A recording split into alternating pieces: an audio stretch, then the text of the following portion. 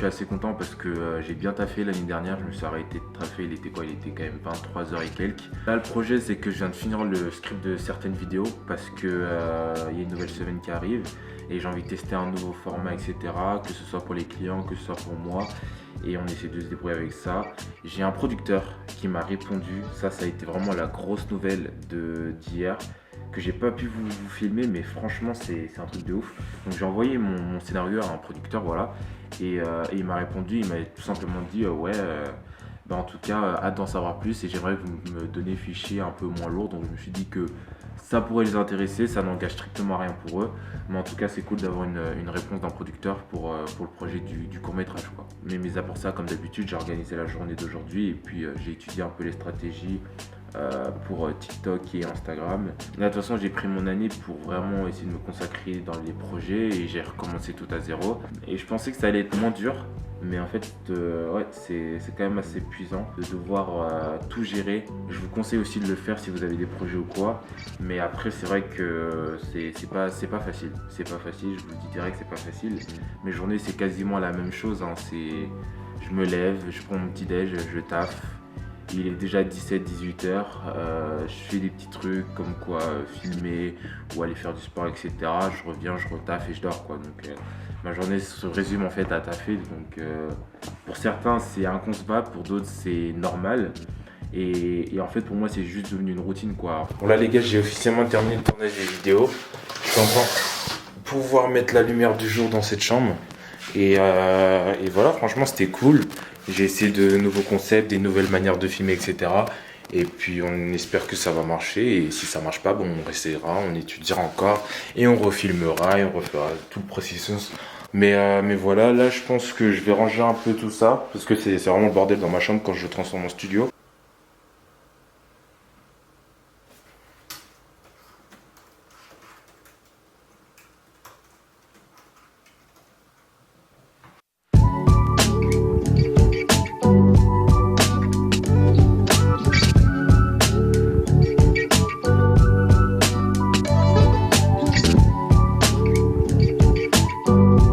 Quand j'étais encore au lycée, après les cours, en fait, je pouvais pas juste.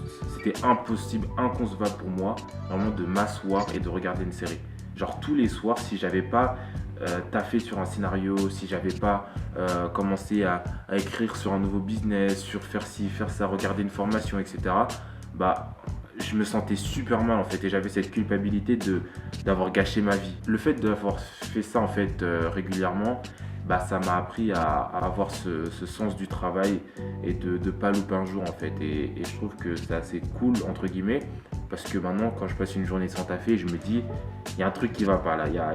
Même quand je suis en vacances, tu vois, je me dis là il y a un truc qui va pas. J'aime bien un peu cet aspect où je grandis dans le noir, où je deviendrai plus fort par la suite. Dans tous les cas, peut-être que j'aurais pas généré des revenus comme je voulais, mais dans tous les cas, j'en sortirai vainqueur et gagnant puisque j'aurais appris plusieurs choses au cours de cette année.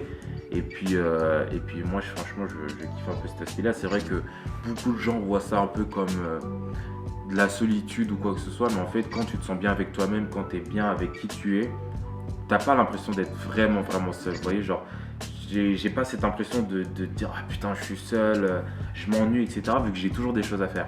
Genre vraiment, j'ai toujours un truc à faire, que ce soit un scénario à écrire, du taf, des scripts, des vidéos. Bref, j'ai toujours un truc à faire. Et même dans les business, etc., il n'y a jamais une journée où je n'ai rien à faire. Et si je n'ai rien à faire, je trouve un truc à faire. Vous voyez ce que je veux dire? Et puis vraiment, quand je suis un peu dans le burn-out, où je sens que ça va pas trop côté mental, physique, etc., bah, j'ai le sport à côté. Vous voyez, le sport, pour moi, c'est l'un des meilleurs remèdes pour les gens qui se sentent entre guillemets seuls ou mal.